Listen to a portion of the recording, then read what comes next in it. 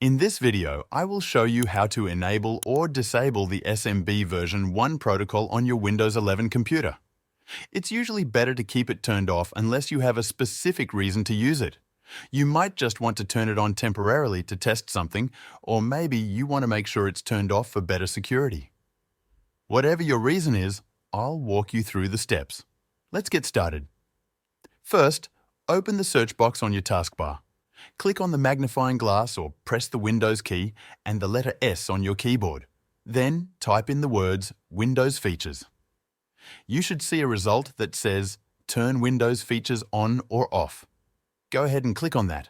Now a new window will open. This is where you can turn various Windows features on or off. Scroll down until you find the option called SMB1.0/CIFS File Sharing Support. If you want to enable the SMB 1.0 protocol, place a checkmark in the box next to this option. Make sure all the small boxes under it are also checked. Then click OK.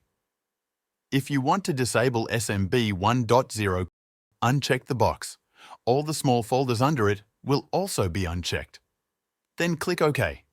After you do that, Windows may take a moment to apply the changes. It could take a few seconds or a minute, depending on your system. Once that is done, it's a good idea to restart your computer. This will make sure that the changes are fully applied. And that's it. You now know how to enable or disable the SMB version 1 protocol on Windows 11. Thanks for watching.